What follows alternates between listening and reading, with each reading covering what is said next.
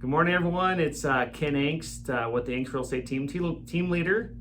We're back with our weekly real estate podcast, and we have another special guest today. It's Kathy McAlpine with Mason-McDuffie Mortgage. How are you doing? I'm doing great. Thanks, Ken. Thanks for coming in. We are covering the top 8 questions that I routinely get from our clients about mortgages. So it's kind of rapid fire. Yep. We're going to go through and crush all these. And if you have any questions beyond this video, Kathy's always available. Kathy, why don't you give your name and number and how they reach you? I'm Kathy McAlpine, and my number is 775-750-3540. Okay, so Text. Call, okay, yeah. So you can text and call. Okay. Text primarily is the best way to get a hold of me. Yeah, she's busy, so she's always doing signings. So, and then you can also call me, and I can give you your information to me. Yes, you can. All right, let's go. We don't have a lot of time. Let's stop wasting time here. So, first question I get a lot is, how do I qualify for a loan? What's the best way, and what's that process look like? Well, it's a little bit more involved than most people think. It really depends on a couple different factors, primarily source of income, type of employment, what your credit looks like, how much money you have to put down or not. There's lots of different factors. So it's not a simple answer to a question, but that's where a consultation with a mortgage expert is so important, because everybody's situation is different. Right. Doesn't matter what your neighbor did. That's right. That's not you. Right, yeah, because it depends on if you're self-employed, if you work for a company, right? How long you've been there and all these different factors. Exactly. So the best thing to do if you're really interested in qualifying for a loan is call Kathy, come in, discuss your situation, and start the process, right? Right, exactly. What is the time frame on a process like that from start to finish? They come in, how long does it take to find out if they can qualify for a loan? Usually in a phone call, as long as it's not complicated. If you're self-employed, then it involves an analysis of your tax returns, which can take a little bit longer depending on how complicated your tax returns are and how many entities you have. And when you're an individual that's working as an employee, there's lots of different factors that go into play as well. Are you salaried? Are you hourly? How many hours? It's a lot of factors. A lot of factors, exactly. Can they do a Zoom call with you? Do you do Zoom calls? Oh, sure. Okay. Yeah, it's just not like, I know a lot of people are taking advantage of that now. Mm-hmm. I know that us as realtors like that, and I think Kathy likes that. She can get you on a Zoom call so you don't have to take off time from work. Right. Make it real easy. Yeah, it does. So if you're interested in that, get in, see Kathy. Here's a big one if you're a seller. And I know that when we're getting a lot of offers in, we get lots of different various letters from lenders saying how qualified or not the prospective buyer is. What is the difference between a pre-qualified applicant and a pre-approved applicant? Big difference, and it really depends too on the lender. So some lenders you'll call and you'll just give them some basic information and they'll say, okay, I'm going to issue you a pre-qualification letter, when in fact they haven't verified anything. And the biggest difference between that verification and not is the underwriting criteria with financing is different than how you live your life. So there's so many different rules on how we have to qualify individuals that if you don't actually provide documentation, the lender doesn't know if you're actually going to be pre-approved for the loan. And that's where the strength in a pre-approval is, having your credit run, providing that documentation to the lender to make sure you truly are qualified for what you're trying to buy. And this is an excellent point, because Kathy doesn't mess around, and we appreciate it. If you're one of our clients, basically she does a lot of the homework up front and really qualifies and makes sure that we're dealing with someone that is a real person. Right. And they have the income to back up what they state. Not just income, but the documentation of the income. That's what the important part is. And I would never want to get a buyer in a situation where I've issued a letter that can't be backed up with an actual funded loan. We win some contracts in this type market because Kathy's behind us. So because people believe, the market and the other realtors know who she is. So that's a big part of why we're successful. So thank you. The biggest question I get is, the market is $530,000 median home price. How much of a house can I afford, and how's that figured out?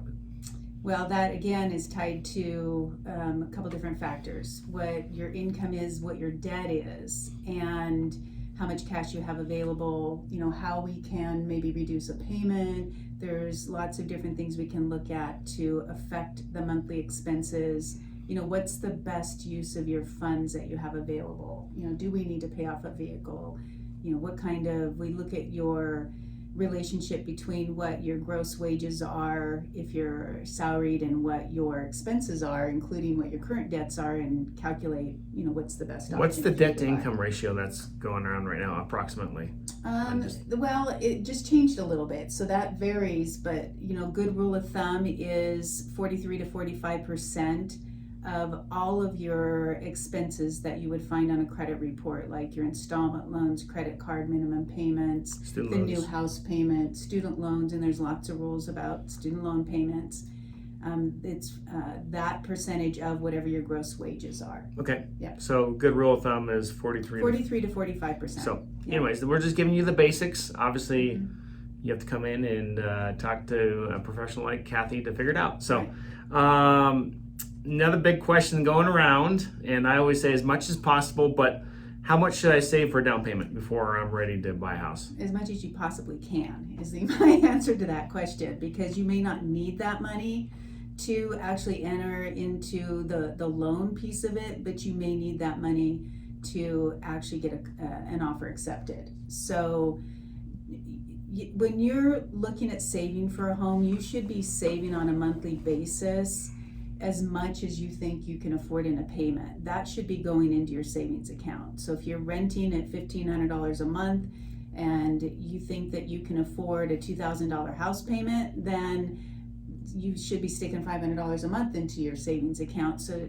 to prove to yourself and that's a good point. To get you in a situation where you can afford that house. Yeah, it's a good trial to see if you can really afford it, because a lot of people, there's a lot of things that go into it, and we'll talk about in a second, more than just the principal and interest on a mortgage. Exactly. There's repairs and all that stuff, so we'll talk about that. So,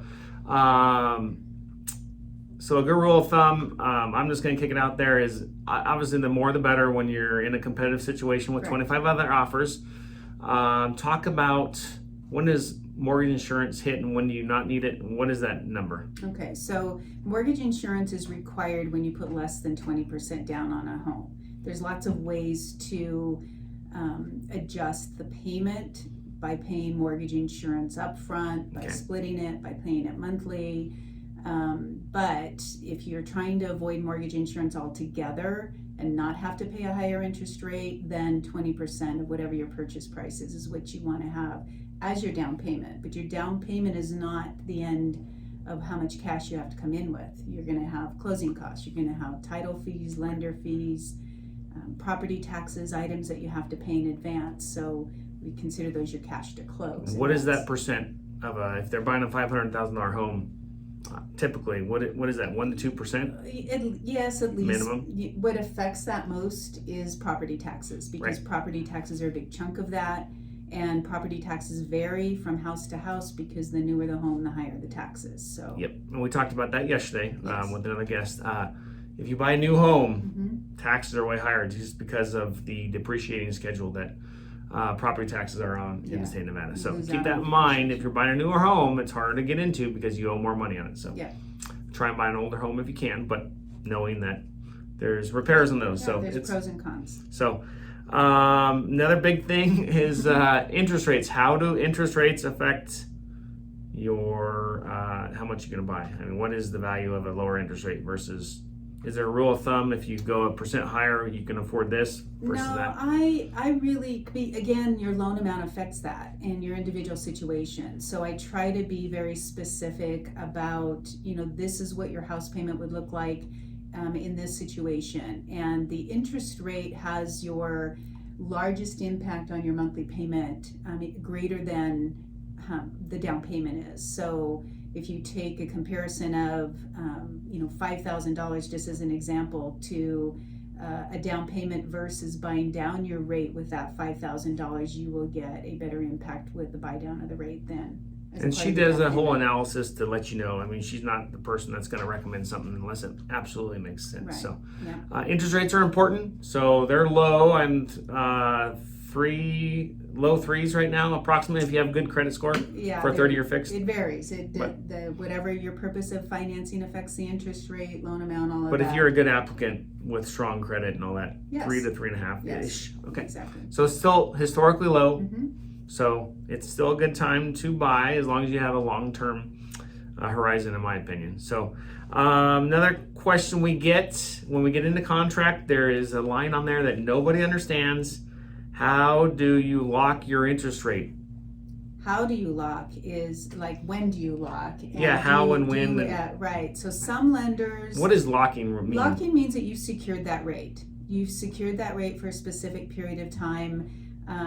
As lenders, we look at the timeline in your contract. So if you are going to close within 30 days, then we want to secure that rate for at least 30 days.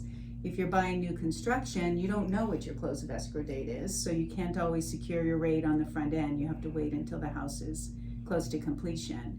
So locking in the rate means that the lender has secured that rate, set it aside so that if rates go up or down, you are locked. So, I am not a fan of floating, which is not locking your rate, because you just don't know what the market's going to do. And if, would you be more upset about Losing the house. Losing the You lose the house house. because you didn't lock in the rate, number one, within the time frame that's indicated on the contract, but number two, because the interest rates rose and you can't afford it any longer. Yeah, so she's a big proponent.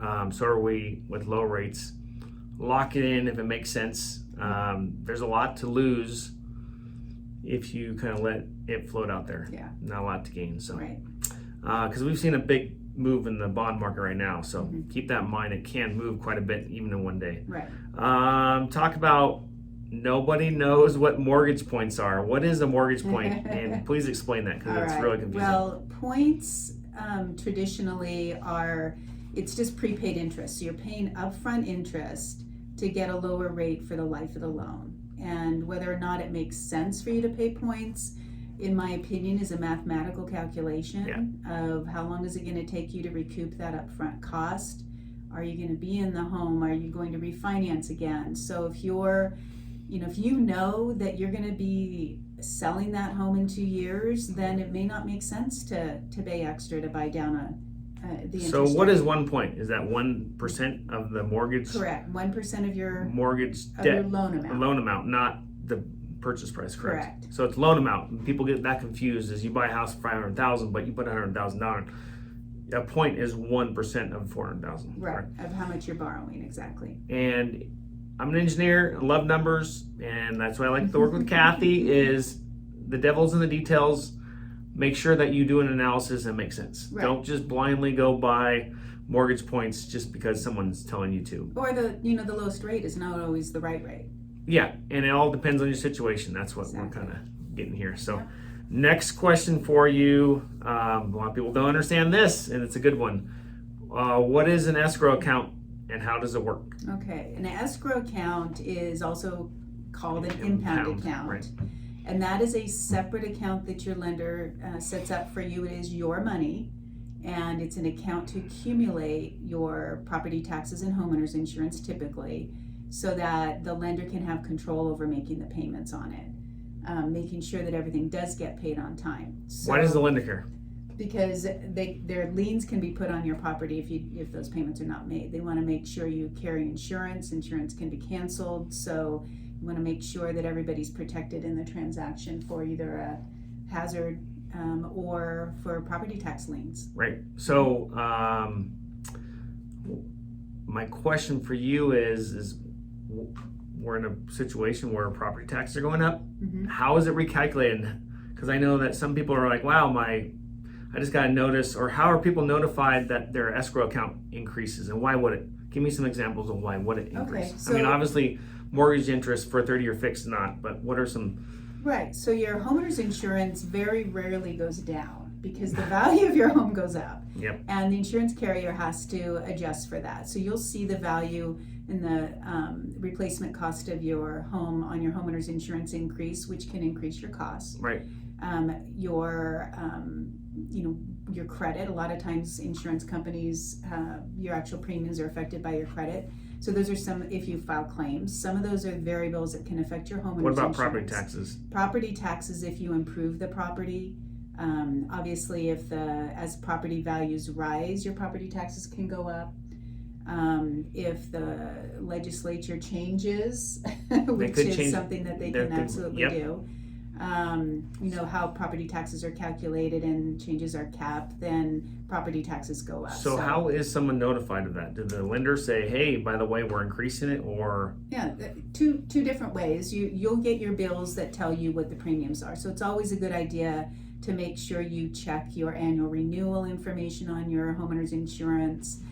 Get with a good insurance agent that'll evaluate, the true cost to replace and make sure you're insured properly. So I want to stop right there, and that's a good point. We're going to talk to one of our insurance people soon, but in this market, we're up 30% year over year. So depending on what kind of policy you have with your insurance company, full replacement is up 30%. So you need to be calling your insurance person and making sure that if something happens to your house, it's replaced, especially with all these wildfires and everything crazy going on right now. Yeah. Make sure you're properly insured. Yeah. So, and then for property taxes, you get a bill annually that tells you. We just got one. I just got one this week. They come out in first part of July. So make sure that you look at that information, and then typically once a year, not typically, always once a year, you will get an analysis of your impound or escrow account. And what your lender's doing is they're projecting forward what they think they need in that account in order to pay the bills and have enough funds. They'll adjust a couple of different ways. If it's a small amount, they'll ask you, do you want to just cut a check to make up the difference, or do you want us to adjust the amount that we're collecting in your mortgage to make up the difference? You do have that opportunity to So they do contact you, let you know, and then if it's negative, they'll refund money. Okay, great. Yeah, it doesn't happen very And much it's anymore. funded when? It's because this is sort of we just talked about this, but it's part of the closing costs, funds that for a year, correct? Or 6 months, or how does that initially get funded? It's initially set up for the time frame depends on the anniversary date of your homeowner's insurance, number one, but it's not necessarily funded for the forward year, but the initial funding is done based on what the needs are within typically the next 90 days. And then they set up what your monthly amount is based on that. So that's part of the closing costs. You're paying property taxes and to the lender and insurance, and then that's how they get it seated. Right. But it's not really a cost. It's a prepaid. So right. You're so collecting that's for a good the point. future. Okay. So some people think it's a cost that they're. But you're getting it back because they're paying money. in the future. Exactly. So it's your money. Good point. We're getting down to the end here. This is kind of the last question. You've in the house, rates are still good, 30% equity year over year. When is a good time for refinancing? When does it make sense? Okay, it makes sense when you have a cash need that you can't satisfy. So if you, right now we're seeing a lot of people that have used credit cards, and the interest rates on credit cards are ridiculously high. So it might make sense for you to refinance and get some cash out and pay off some debt. Maybe you need to pull out some money to, pay for college, maybe or remodel. Remodel, exactly. And even if you don't need cash out, it's always a good idea to revisit what the savings would be, because what you see out in the marketplace as far as rates are basically an average, and there's a lot of parameters that go into play when we're determining interest rates. So it's always a good time to check and do a little loan checkup to see if it does make sense. And again, in a mathematical analysis of how long it takes to recapture. Yeah, basically, you can call us and we'll give you a rule of thumb, but it has to make sense, obviously, too, because you don't want to, if you're going to sell in 3 years and it takes 5 years to get back to where you were before. Right. That doesn't necessarily make sense. If you have a low loan balance, sometimes even if your rate is high, it doesn't make sense to refinance to a lower rate, because you've reduced your balance so much that you're not getting a good And this is a good point, that's why we use Kathy. She gives you the straight talk. She's not gonna get you in a situation that makes her money and doesn't make any sense for you. So that's why we like using Kathy. So we're gonna wrap it up. If You have any questions, feel free to give myself or Kathy. Kathy, give your number, cell phone number or work number, and email one more time so people can reach you. So my cell phone number is 775-750-3540. My webpage is kathymcalpinehomeloans.com, and my email address is kmcalpine@Mason-Mac. And we'll put it all in there. And then this kind of just reiterates what we've been talking about all week. And for 2021 is you got to build your real estate team. If you're going to own rentals or own a house, you got to have a good lender, got to have a good accountant, good attorney, and you have to have a good realtor. So Kathy's another great resource. So give her a call. Thanks for coming in. Yeah, thank you, Ken. Good to see you. You too. Until next time, feel free to leave us messages or leave comments. We love to see comments on our videos. Please like them, subscribe to our channel, and we'll see you next week. You guys have a good week, and we'll talk to you soon. Bye-bye.